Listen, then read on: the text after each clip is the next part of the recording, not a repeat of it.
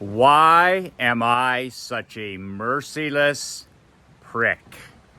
Michael McLean, BadAssBook.com, BadAssLetter.com on a fantastic afternoon here at the lake. Just had a great magic morning. Lots of reading, lots of writing, lots of walking, some time with Emery in the vehicle. Some deep work. Just life is a gift. So, why am I such a merciless prick? I've had that question asked to my assistant coaches, my assistant directors, my executive assistants, anybody that's worked with me all through the years. That is a question that comes up behind my back. Why does Michael have to be such a difficult and demanding person? Why can't he just go with the flow? Why can't he just relax and enjoy things? Why does he have to be so all the time demanding, and holding people accountable? I clearly come as advertised in sport, in consulting, and in my own business. I suffer no fools. I suffer no fools because of one thing. I was taught years ago that the most precious gift I have is my time. And as I mature as a husband, a father, and as an entrepreneur, I value time more and more every single day. If I have an individual in my life, in my business life, in my sports life, in my personal life, if I have a vendor or somebody that cuts the grass or cleans our house or whoever, and they waste my most valuable and precious non-renewable resource, my time, then I suffer no fools. I hire slow and I fire fast, and I have for a number of years. If a person can't show up, do the job as promised, as promised to deliver on time with a good attitude, I'm just curate out, up next, done next, done next. Fire fast, hire slow. But it brings me back to my thinking of the ultimate patronizing. You want to patronize in today's world in 2022. It's all about sympathy. It's not about empathy. The virtue signaling Hollywood celebrities and the movie stars and the LeBron Jameses of the world who tell you every single day how they preach to you every day. This is how you should behave. This is how you should travel. This is when you should wash your clothes. This is the footprint that you should have for the environment. You should live smaller. Just preaching. We can't even turn on a sporting event without being preached to. You can't even turn on the news without being preached to. Live smaller, not as they do, but as they would like us to do. And everything today that's being sold to us as entrepreneurs, small business owners like you and me, and to our children, which is pure rat poison, it's sympathy, not empathy. I am 100% empathy, not sympathy. In our world, all your children get is sympathy. All we get as business owners is sympathy. Not your fault, better luck next time. Hard work is not the answer, this kind of stuff. When I believe that there is no such thing as equality, and there never will be. As an example, I'm a white man who was born into one of the two greatest countries in the world. I won the lottery with my mom and dad as my parents. We live in a wonderful part of the country. I grew up with an entrepreneurial father and a loving and demanding mother. So, as a child, I won the lottery. It wasn't easy. It wasn't easy for my parents, but they built that world for us. So there is no equality in this world in terms of opportunity.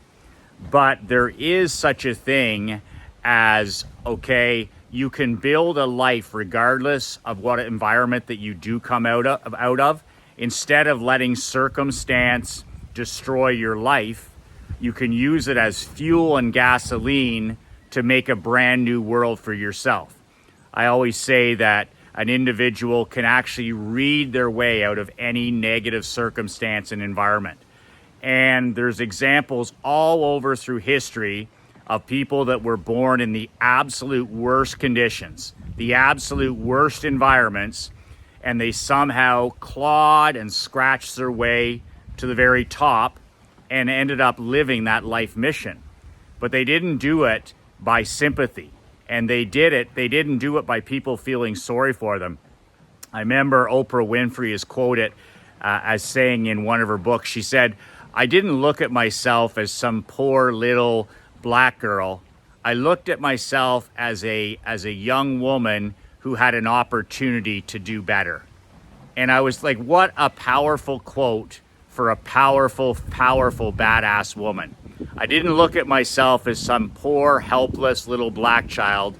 I looked at myself as a powerful young woman who could do things with their life. She could take responsibility. She could take accountability.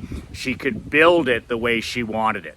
She didn't get the start. Nobody gets an equal start. She didn't have the advantages that a person like myself had, but she didn't use it as an excuse to destroy her life or to not live the life of her dreams.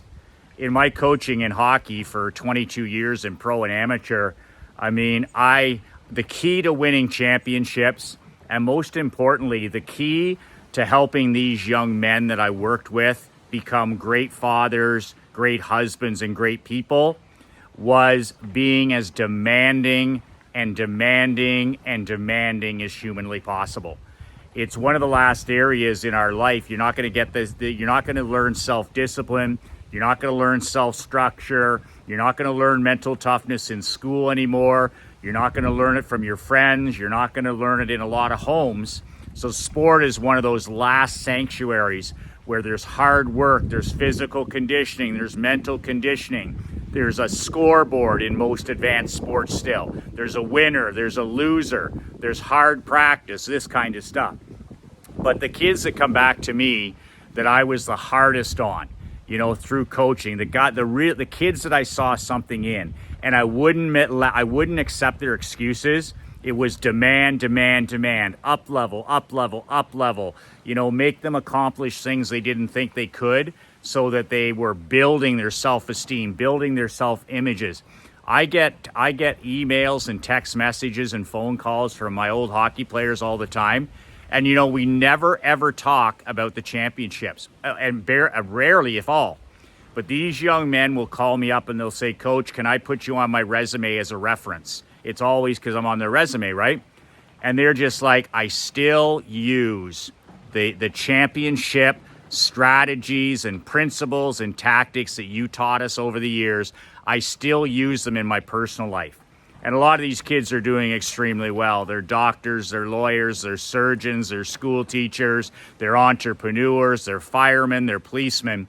But to a fault, like every single one of them, I still use the principles, the life principles that you insisted that we use. Those still ring in their ears. The fundamentals of, being on time, always punctual. The way you dress, the way you carry yourself, always telling the truth. Character, you are who you are when nobody is watching. Putting in the work every single day when nobody's cheerleading you on, so that you can build a life that other people want. So you work. The principles of hard work and discipline and mental toughness, and the power of environment, building an environment that's free of toxins like social media and negative people, curating things out of your life that don't serve you. Friends, family, TV, news, anti-social media, gambling, toxins like alcohol, all these other things. And I used to just preach this along with the foundation of extreme hard work.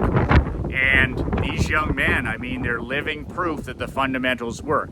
but not sympathy ever, not sympathy. Some of these young men that I was coaching, some of them came from broken homes, single parent homes, some of them came from foster care homes, some of them came from affluent homes, some came from great situations, some came from, rotten situations. And it didn't make any difference. I was just teach the principles. They get enough of that horseshit sympathy all through their life. You never caught a break, and it's not your fault, and your dad's a drunk, and your mom's a drug addict, so, not a lot's expected. And people sew these labels on people, and I'm like, screw that. I'm like, this is the standard that I expect. I see great things in you. I see you better than you see yourself. That's what a great coach, that's what a great consultant, that's what a great father, that's what a great mother is we see people, our children, we need to sell them on seeing themselves better than they even see themselves. I see you as even a better student, an even harder worker, an either better musician, an even better chess player, an even more giving person, that kind of stuff. But none of that stuff, none of that growth comes from sympathy. Sure, there's empathy. I mean, there's empathy for people that struggle with addictions, with mental health. I have a huge heart for all that kind of stuff, but I've just found through experience that I can't help anybody, whether it's a business owner, whether it's a person with addiction issues, whether it's a bad marriage, whether it's a disconnect with children. I can't help anybody with sympathy. Sympathy cripples and it patronizes. And when we patronize our children and we patronize our wives, it's like the great Brene Brown said, clear is kind. Clear is kind. But here's the flip side of that coin. Unclear is unkind. When you patronize your wife, when you patronize your children, when you patronize your employees, when you patronize yourself, when you lie to the people in your life and you lie to yourself, clear is not kind. Unclear is unkind. You're crippling yourself. You're crippling your marriage. You're crippling your relationship. You're crippling your children. Clear is kind. Unclear is unkind. So that if I have a reputation and I remembered as a badass prick, a guy that's difficult to be around, a guy that's difficult to play for, a guy that's difficult to work with, that's okay by me. As I've said 10,000 times, I want to be remembered. I want to be known, okay, as an effective leader. I want to be known as an effective father. I'm about results. I'm not about being liked. I'm not about popularity contests. I'm not about sympathy. I'm not about bleeding hearts and political correctness. I shoot these videos the way I want to shoot these videos. I'm an independent thinker like you. I speak my mind. And I don't patronize you. Clear is kind and unclear is unkind. And I do have empathy for people that have struggled and haven't been brought up in the right places, but I don't have sympathy for people that continue to compound their problems, make mistakes, make excuses over and over again. You have to man up. You have to say to yourself, okay, at the end of the day, the good Lord above, your creator, has put you on this world for a reason. He's given you a tour of duty. Maybe it's long, maybe it's short, we don't know. But you've been blessed with the opportunity, in our cases, to live in the greatest time in history, 2022, with the most opportunity ever. You want to start a business, you can start a business in 30 seconds online. We've the technology, my God, we've got everything at our fingertips. So we've got abundance, we've got wealth, and we've got opportunity all around us. So the excuses don't serve us, the sympathy doesn't serve us. Getting to work serves us. Getting to work serves us. Just because you had a horrible childhood, rotten parents, or whatever it was, it's not an excuse to continue to compound that.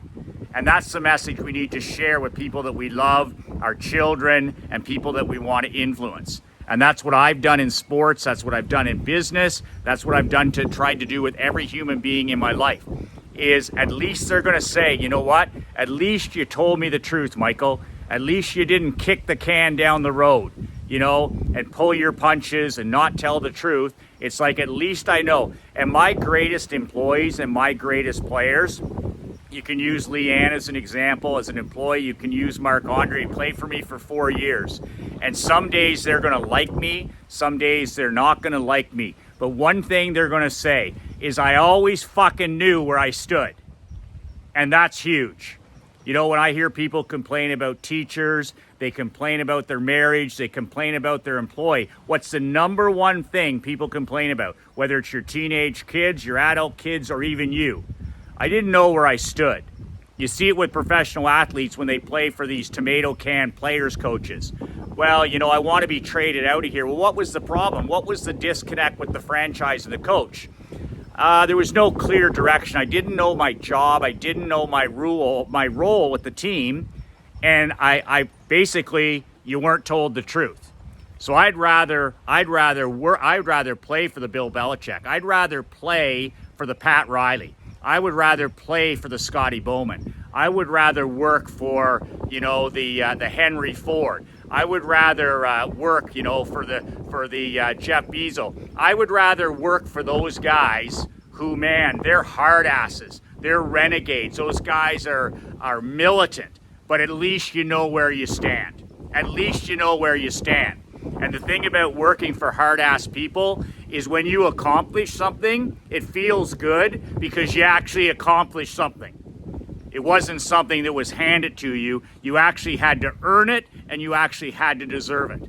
Big difference. That's why I get the phone calls from former players. You changed the direction of my life, and you did it one kick in the ass at a time, coach. That's the stuff I'm proud about. Same with businessmen like you. You know, the number one thing I get after a guy reads my newsletter or my book, or they join my mastermind or whatever they do, thanks, coach, for the much needed kick in the pants. Not the sympathy, not the, oh, you know, the good pep talk, not that. The mental kick in the pants. I shoot these videos to challenge you to be a better father, to be a better husband, to be a better entrepreneur, and to level up your life and game. To build something that you're proud of.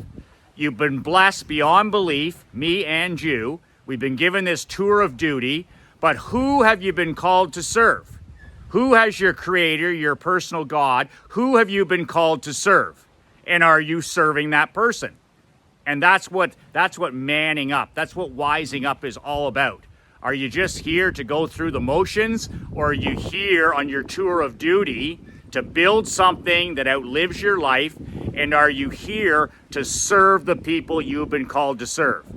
Well, I don't know who I'm supposed to call to serve. I don't even really. Go sit on the end of a dock, or go sit in your car with your journal and without distraction and ask yourself that question, and then listen for ideas. In the meantime, hold a door, smile, let somebody in traffic, give somebody a genuine compliment. That kind of thing. It doesn't cost money to help other people. We help people every day by our behavior. How you treat the person in front of you in traffic. How you teach, how you teach the school teacher. How you treat her. How you treat the person that gives you your morning coffee. That kind of stuff. Like my dad said, you'll meet the same people on the way up as you did on the way down, and vice versa. So never for me. Sympathy, no. Empathy, always. And that's the way it is, and I ain't going to change. So, suffering no fools, that's the way it's going to be. Speaking of suffering no fools, talk about punching above your weight. I'm taking applications for my September 5-star BadAss Mastermind. If you want to be part of something that's going to change your life, that's going to surround you with men that challenge you to be better, not some newsletter, not some book, not you trying to do it, but actually being forced to do it. Hard coaching from me, 50 weeks, plus 2 live events, 5-star everything. You know, you say you want to build a life that you don't want to escape from. You say you want to build a kingdom you never have to vacation from. Well, let's see it. BadAssChampion.com. The link is below. You can apply. There's only 15 spots. It's expensive on purpose. It's an investment in you, your marriage, your children, your marketing, your business, your physical and mental health.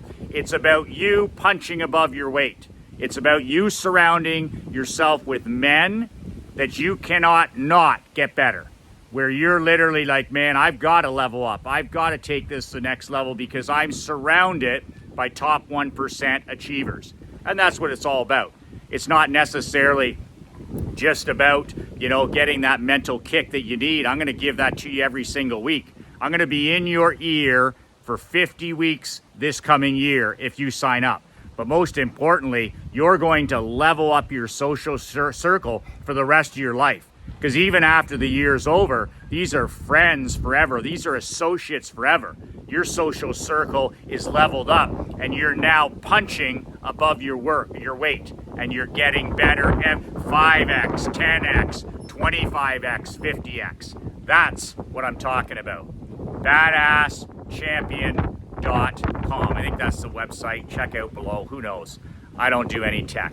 So do what I do, and make sure you hug your wife and your children before the end of the day.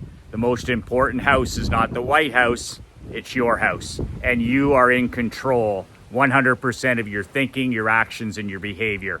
Never ever have we lived in a world with more wealth, more abundance, and more opportunity. 2022 is the greatest time in history to be alive, and it's up to you to have that mindset and that behavior, and to teach that and share that with your queen, with your children, and to build a kingdom around it. Greatest time in history to be alive. We are awash in wealth, abundance, and opportunity. Make sure you're working hard and building your kingdom every single day. Tell your wife and kids that you love them. Most important thing you can do today. 2 words that changed my life. 2 words that can change your life. Be relentless.